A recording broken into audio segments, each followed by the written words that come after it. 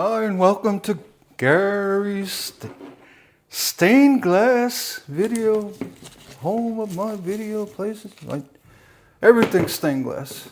I'm a little tongue-tied this morning, but I want to talk about some new item I got yesterday. It's not a new item. This is actually something we've used for many years in the industrial stained glass lamp business. You know, the Somers Tiffany's we had right here. What it is, it's vinyl. It's 20 milliliter, 20 ml vinyl. And the purpose of using the vinyl, it's very durable. And as well, with a glass cutter, it's thin enough, it's not going to impede with the rolling of the wheel. And we used it for our lamp patterns that, one lamp would take, 3 to 6 repeats per piece. So you're cutting a lot of repeats. You want something that's very durable. And we used it for years. It's actually quite easy to get ready for a pattern. I have some graphite paper. You can see this has been used many times. Graphite allows you to erase, something goes through, you're not thrilled with it, you can erase it easily. And it's good to have, instead of carbon paper. I told you I'm tongue-tied. So what I like to do is, I want to do the succulent forms here. The patterns from my boho deco. Because you have a 6 repeat, you're going to use them over and over. You can use them as cut from templates, or if you trace them out, you can trace your glass from the template and use the template to grind next to it. The vinyl will not denigrate like paper. It cuts, I don't say easy, but you can cut it with regular pattern shears. Easy enough. I cut a lot of them. It just takes a little getting used to. You can cut it with regular shears or a knife, what have you. But, I guess this is a man thing. I'm going to use duct tape. I like duct tape because you put it down, it doesn't move. You take a little duct tape, just to keep this pattern in place. This is fairly simple, so it's not going to be something I have to worry about moving all over the place. You put your graphite down. You want to tape it so your pattern stays where you put it. We could still see that. Good. And then from here, you trace your patterns. And trace it. I like to work with the angle I'm standing at or what have you. Trace your pattern.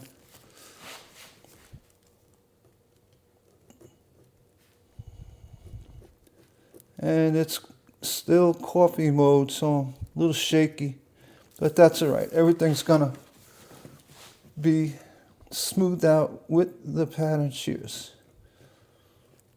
You just want to make sure you get what you want. All right.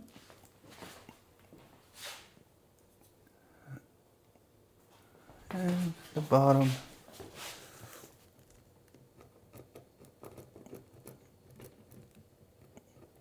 And go over it twice. And you save your pattern for when you're working on it, for your layout. And I like using the gel pen because gel pens are real smooth to write with. You can press down fairly hard with it, where you can get a good transfer.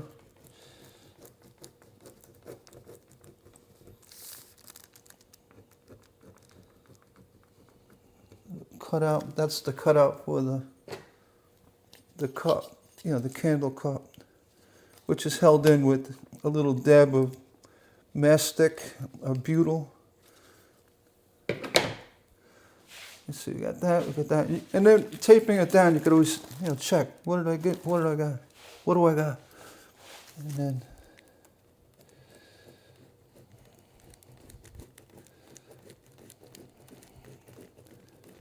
line, and then,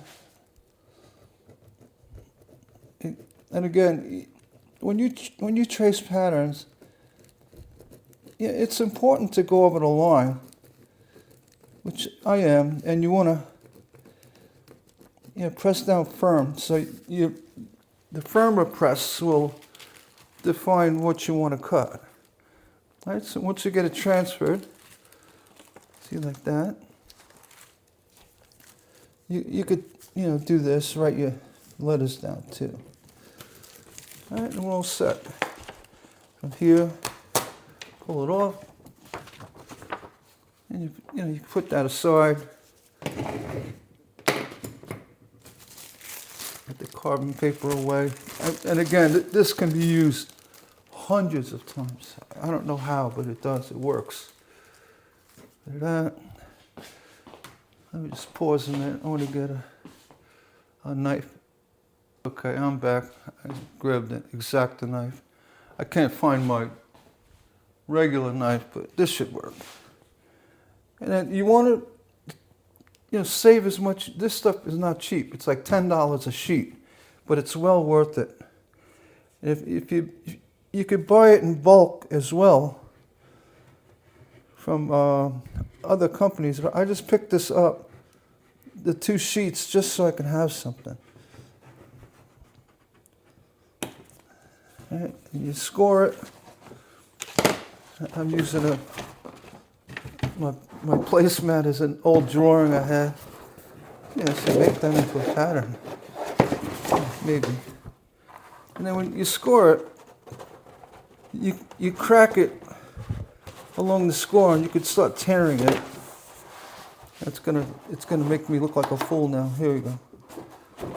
I know you can. There we go. And then, sometimes it's easier to cut a square and then trim it, but I'm kind of demonstrating. There we go. Gonna give it a crack. It's vinyl, so it gives. All right, but it's very strong. And then from here, what's good about the graphite, it really doesn't rub off either. It's actually the same graphite that's in a pencil. All right, and then from here, you cut your pattern like normal, right on the line. And you got to give it a little bit of work because it is vinyl. But looking straight down the blade like that, you can follow it along pretty well. It takes a little doing. It's not easy, but it works. I'm going to cut this section off here. A little rocking back and forth helps, up and down with the blade. And it gets things to move for you. Here, if you got to get it started.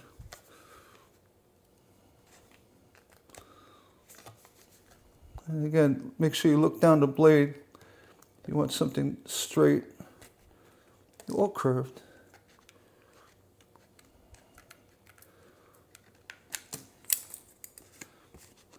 And the thing with pattern shears, you want to take a little off at a time, or if it's paper, it cuts easily. But with these vinyl templates, you want to kind of saw it away, kind of up and down. This vinyl is actually thinner than what I've used before. Not thinner, thicker. Not as thin. But it's going to work.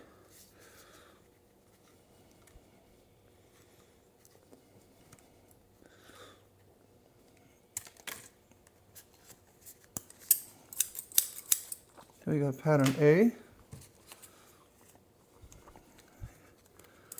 Actually, I don't remember it being this thick. But we'll see. Maybe I'll get 18 millimeter next. What is that? ML. So it's 18. I don't know what ML stands for. It's an American thing. I gotta ask my European buddies. All right, so we got A, B, and C. A and B. I'll hold off on that, just to give you an idea of what's going on here with this vinyl stuff. And from here, in the past I've used one of those electric engravers. I have it outside in the shop, but you can go over this with the engraver and put your number or your letter down, or press firmly with a ballpoint pen. You know, go over it a few times, like that. Because though the vinyl is durable, it's also malleable. So when you rub your, the ink gets rubbed off, you'll still see your lettering down there. That's pretty much it. And the idea of vinyl as well, when you're cutting glass, you put the vinyl down on the glass. Let me go get, I might as well demonstrate because that's important. Hold on. Okay, I got my glass cutter and a little piece of glass here. And this will actually make a nice, glass for one of these succulents. So, what the heck. So what I was saying about when you cut the glass using this vinyl template, you take your finger, put it against your bench top. Now this is low for me, so I may have an issue. You put your finger like that, and then on the top you're holding your pattern down. The pattern stays in place, and unlike regular paper, this does not move on you, it doesn't buckle, and the vinyl is actually kind of sticks to the glass. It sticks, but it holds firm. And then also, what I was saying about the clearance of the wheel, the vinyl is thin enough to allow that clearance. So when you're cutting, you can feel the vinyl next to the wheel. It's a perfect cut. And then reposition your vinyl.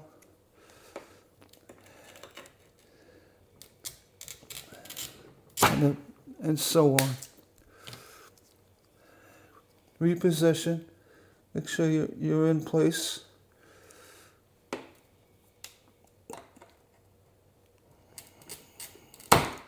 That. I got a little thin here. How did I do that? I don't know.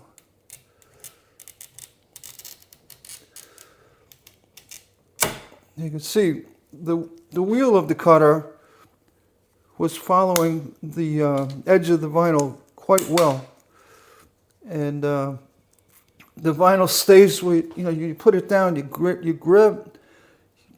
it. It doesn't move around like paper or flip up and turn on you.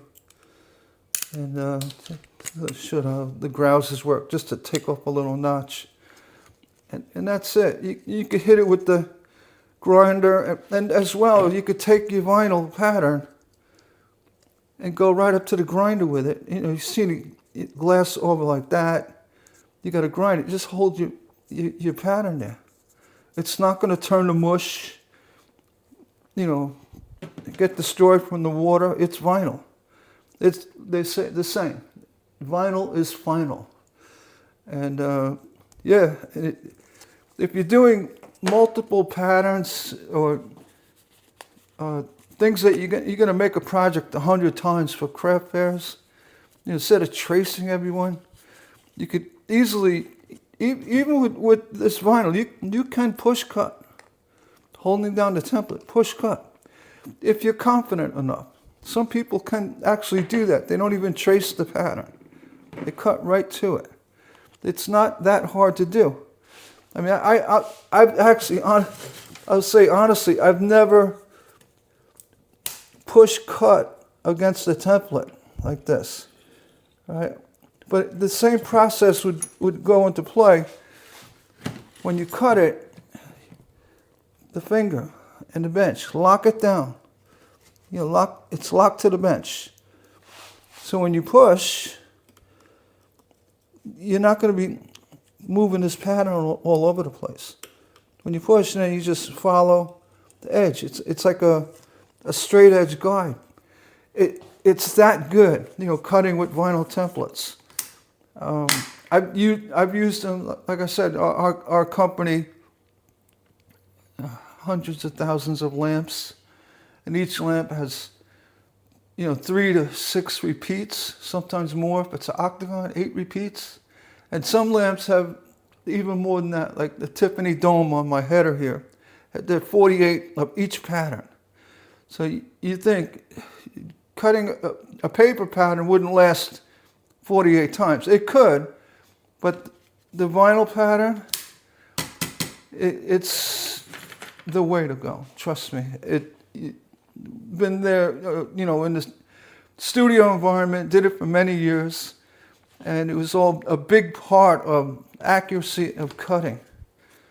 You take a little sandpaper and shave this down. You know, it gets a little rough sometimes. I'm going to look into the 18 ml. This is a 20 ml. I'm going to see if the 18, because I think this is just a little too thick for, you know, cutting up templates. If you're using, you know, if you're just going to take that line and use a X-Acto knife to trim the patterns, you know, cut them out, yeah, that'll work. You know, or a utility knife, or regular good pair of scissors. But if you're going to be cutting where there's a space, you know, where a pattern space, you know, a copper foil line, you're going to need pattern shears. Say it's a more intricate design. I hope this helps somebody. This, as far as secrets go, you know, everybody puts taglines there. Their videos, stained glass secrets, the secrets of copper foil, secrets of the. Well, this is truly a secret. I mean, this is not known by many people about these vinyl templates and the advantages of using them. There's no dispute. I mean, if you have used vinyl templates, you know what I'm talking about. You know, on that's all I got for this. I was going to go live today. We're thinking about it. But we'll see how that goes. Please like and subscribe. I have so much more. I mean, I'm not even, all my videos, I don't think I'm halfway there yet with all the stuff I need to put out for stained glass. And this is another big one, you know, in the stained glass business hobby. My mom used to have me make her vinyl patterns of her popular designs, you know, things she sold. That she would make items on commission, and you know, in stores and our store, we had a retail store, so she wouldn't just cut one and done. She, you know, to use that same pattern, and cut 100 of them. But she also, you know, traced the pattern. But like I said, even though if you trace the pattern and you hold it after you cut something, you see what glass you need to remove, take the vinyl pattern with you right to the grinder and grind it to where it meets the vinyl. That is key. That's why Mom wanted me to do it. So I will have a link to the vinyl below the video here if you want to try it, but I wouldn't suggest it until I get the 18 millimeter. This 20 is just a tad thick. Thanks for watching. Yeah, please subscribe. There'll be so much more.